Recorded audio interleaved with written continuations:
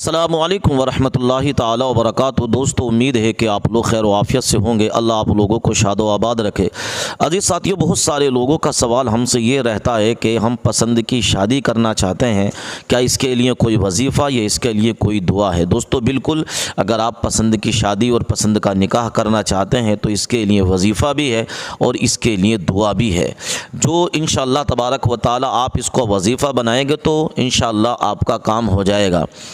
इसका मतलब ये नहीं है कि बहुत सारी मर्तबा एक गैर महरम लड़का गैर महरम लड़की से मुलाकात करे, उससे फ़ोन पर बातचीत करे, उससे जाकर मुलाकात करे, उसके साथ उठे बैठे खाए। ये पसंद की शादी का मतलब नहीं है। पसंद की शादी का मतलब ये है कि घर वाले भी अच्छे हों और लड़की भी अच्छी हो, लड़का भी अच्छे हो, दोनों को रिश्ता मंजूर हो तो निकाह जल्दी कर लेना चाहिए। आजकल की जो पसंद की शादी हैं ये बहुत ज़्यादा ख़तरनाक है, इसलिए कि हम देखते हैं रातों रात लड़के फ़ोन पर बातचीत किया करते हैं और इधर उधर मुलाकात, होटलों में जगह जगह मुलाकात होती हैं, जबकि शरीयत मुताहरा के ख़िलाफ़ है। बल्कि अगर घर वाले ठीक हों, लड़का या लड़की ठीक हो और घर वाले राज़ी हों तो उस निकाह को करने में जल्दी करना चाहिए। पसंद की शादी का मतलब ये है।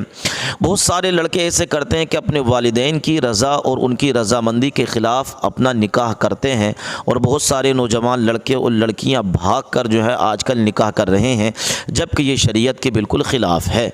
बल्कि मैं ये आप लोगों से कहना चाहता हूँ कि निकाह वो कीजिए जिसमें आपके वालिदैन, आपके माँ बाप राज़ी हों। ऐसा निकाह करने में भलाई भी है, इसलिए कि अगर कभी कल को रिश्ते में कोई ऊंच नीच होती है तो आपके साथ आपके घर वाले ज़रूर खड़े रहेंगे।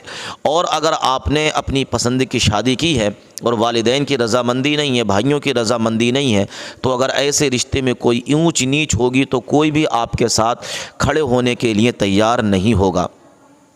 तो जनाब, अगर आप लोग ये चाहते हैं कि पसंद की शादी हो तो मेरे नज़रिया तो ये है कि अपने वालिदैन और अपने माँ बाप से ज़रूर इजाज़त लीजिए और उनकी रज़ामंदी से ही शादी कीजिए।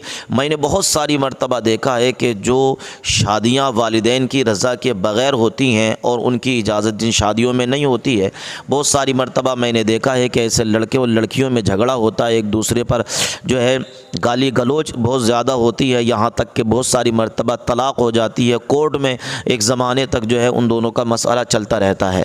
तो जिस निकाह में वालिदैन हो, जिस निकाह में मशवरा हो, उस निकाह में खैर है। इसलिए निकाह करने से पहले आप लोग ये ज़रूर समझ लेना कि हमारे वालिदैन इस रिश्ते से राज़ी हैं या राज़ी नहीं हैं। तो अगर कोई ये चाहता है कि मेरा फ़लाने से निकाह हो जाए तो उसके लिए एक वजीफ़ा है, 100 मरतबा अव्वल और आखिर इस वजीफ़े को आप लोगों को पढ़ना है, या लतीफ़ु या जामिउ, या लतीफ़ु या जामिउ, मगर उससे पहले 11 मरतबा दुरूद शरीफ आपको पढ़ना है।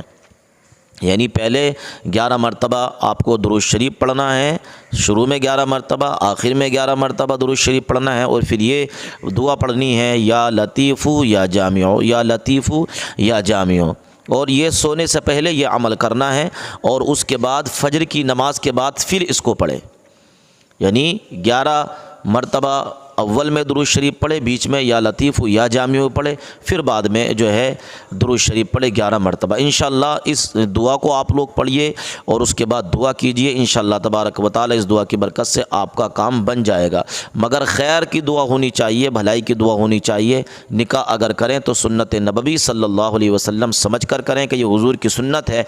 इस निकाह को मैं भलाई के लिए और अच्छाई के लिए इस निकाह को कर रहा हूँ।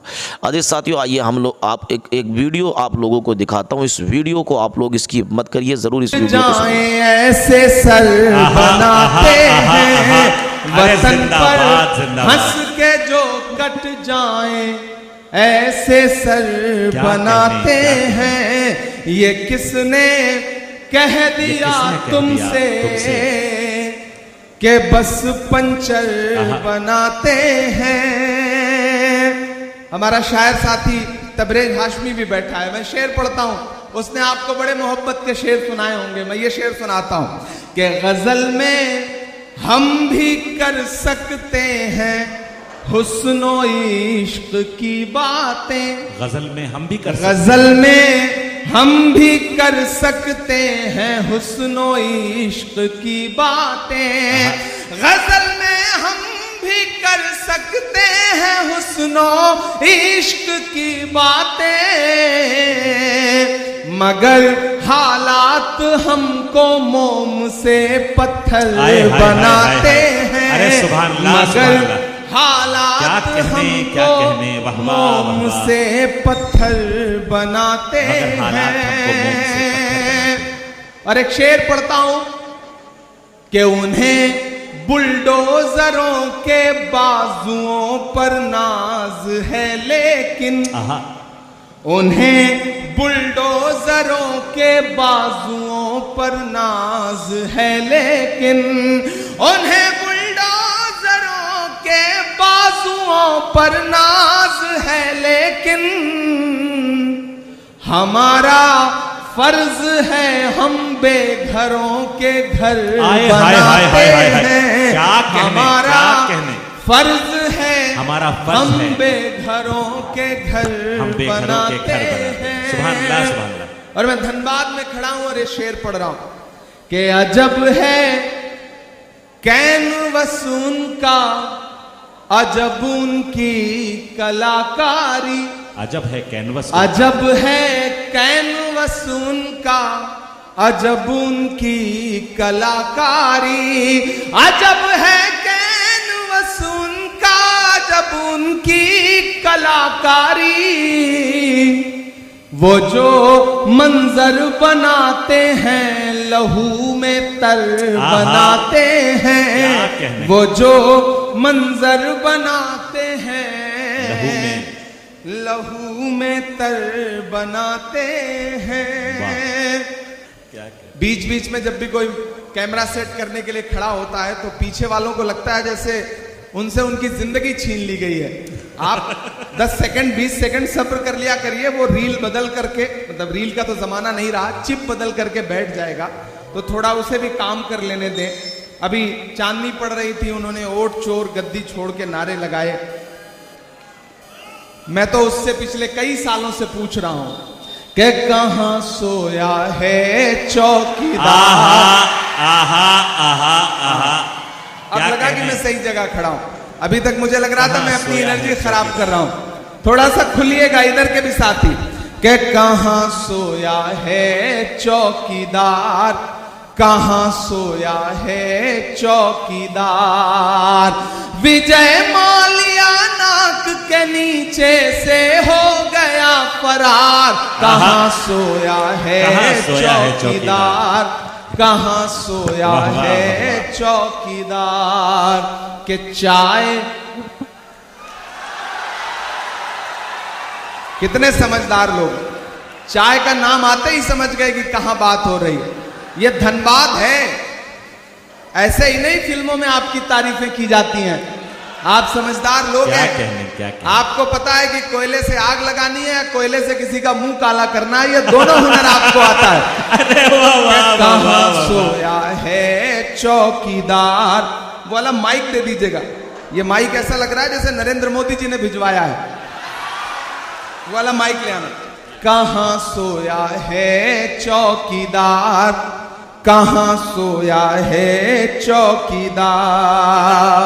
इस तरफ रखें, इसको रहने दीजिए, दोनों रहने दीजिए, दोनों से काम चलाने की कोशिश करता हूं। कहां सोया है चौकीदार के चाय।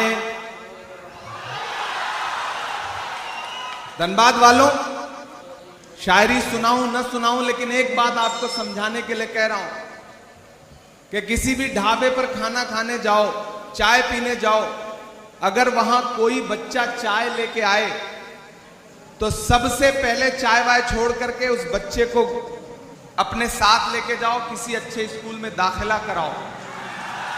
क्या ताकि वो आगे चल करके मुल्क का मुस्तकबिल ना खराब कर सके। कहां सोया है चौकीदार, कहां सोया है चौकीदार। विजय माल्या नाक के नीचे से हो गया फरार। कहां सोया है चौकीदार, कहां सोया है चौकीदार। के चाय बेचने वाला पूरा भारत बेच रहा है। क्या कहना, बेच रहा है कि नहीं बेच रहा है?